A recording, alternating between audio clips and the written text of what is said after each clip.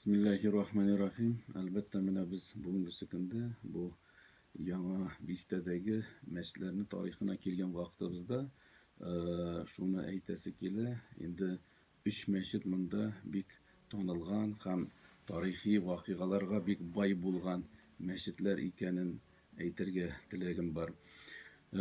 Ularning endi o'zlarining inqilobga xalq bo'lgan şuşu məscidlərinin sonu nindi isimləri bilan yürgən degəndə mənə bizning eski Tosh məscidi var. Ul 9-cu məhəllə. Şuluq vaqtda bizning mənə bu Al məscid deb biz indi Rozovый məscid deb də bizning dokumentlarda, rəsmi dokumentlarda şulay kela. Ul indi 10-cu məhəllə bulsa, ham şulay bizning Aq məscidimiz var. Anda indi ul 11-ci məhəllə bulub bergan. Bu indi məhəllələrinin numaraları əlbəttə ul Şihabuddin Marjani Hazretlerinin Mustafa Dil-Akbar kitabında da tilge alınıp bu məscidlər turunda yazmalar yazıp kaldıra. Mene onlarning tarixine kelgan chog'imizda men endi başlaysam kelar o'zimizning shu Al masjiddan endi 10-ci mahalla onun endi bir necha turli isimlari da bo'la. U Tuban Buxorolik deb de jirgan endi Qizil masjid deb de hozir xalq tilida u ko'proq shu Al masjid, Rozovый masjid deb yuritilayotgan bo'la. İnqilobga xalq mening o'zimda shulayq madrasasi o'quv sistemasi bek kuchli bo'lganligida aytirga kerakdir. Onun endi iki umrni ola ol. Birinchisi endi aning shu Şihabuddin Marjani Hazretleri yazgan tarixdan da chiqib aytasi kela, ul 1808-yilda Musa İsmail ulu Musa Apanayevlar tarafından endi ul tuzilgan. Aning endi razmerini alganda ul 12'ga 16 bo'lgan bo'lsa, ham endi 100 yıldan so'ng endi desek de xato bo'lmas. 1905-6 yıllarda Muhammed Sadiq Galikayevlar tarafından masjid endi zo'raytila. Unda bo'lsa bizning 16 metrdan 23 metrga halik shunday zo'raytilib, o'zgartirilib ishlanilgan bo'lar. Mene onun tarixine itibar etsek, bunda şulay ko'pgina hazretlerimiz imamçılık etken, әлі міне biz o'tiratirgan bo'lmadagina da bunda fotosuratlarni ko'rsangiz,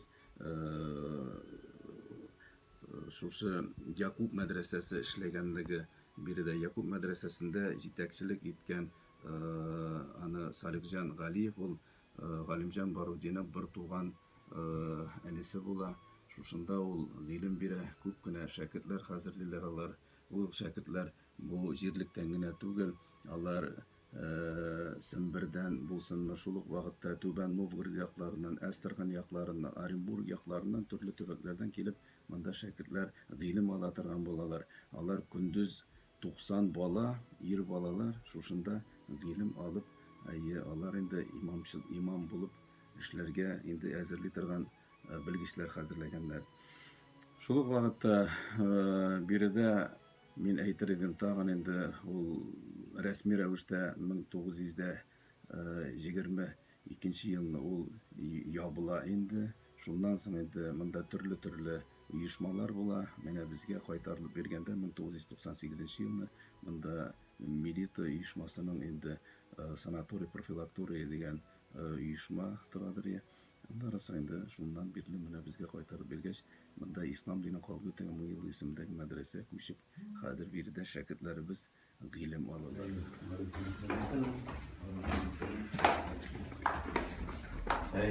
Mana hozir endi men sizga burungi suratini ko'rsatasam dedi. Mana bunda kelsangiz,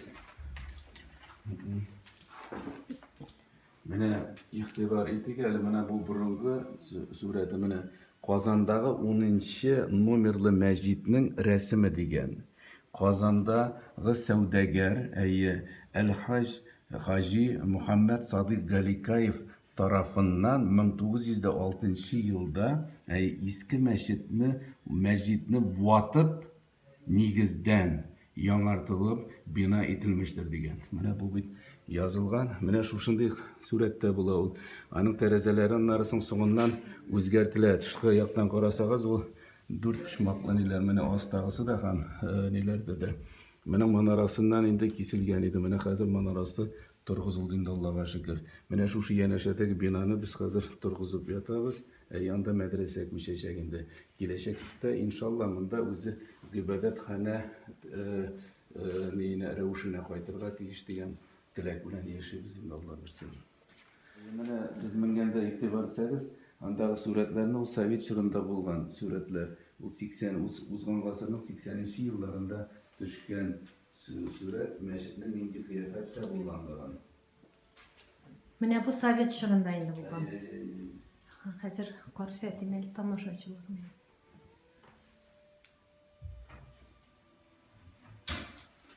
Манаралары юк, монда манарасы. Манарасыз кыяфәтендә сез күрәсез бит. Инде менә бу хәзерге вакытта инде менә монда игътибар итсәгез, анда да менә торгызылганнан соң ничек итеп. Бу иде яңартылганнан соң сүрәтләр.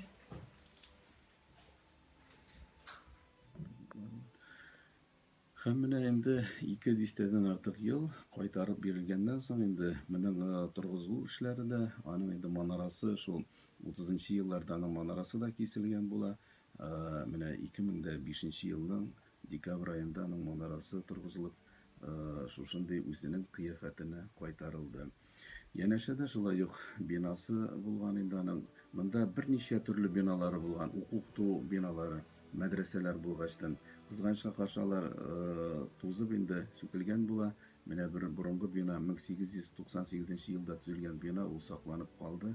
Шуны инде хәзер мәдрәсә бинасы итеп реставрация эшләрен алып барып, менә озакламый шунда укуларыбызны тагын да дәвам итәргә дигән нияттә торабыз инде. Бу безнең мәдрәсәнең менә торышы беренче инде ул кайсы остазларыбыз кайсы вакытта гыйлем биргән, алар турында мәгълүматлар тупланган инде. Монда карасагыз, үзебездә бастырылган китаплар. Менә монда Галимҗан Барудинның кабер ташы. Ул Галимҗан Барудинның кабер ташы.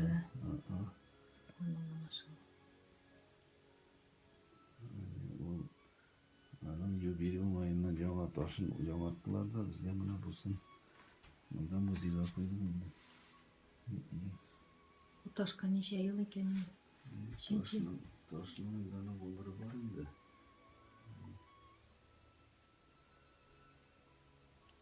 Бу нәрсә? Шул борынгы кулдан эшләнгәннәр булган. Комганнар, элеккеге.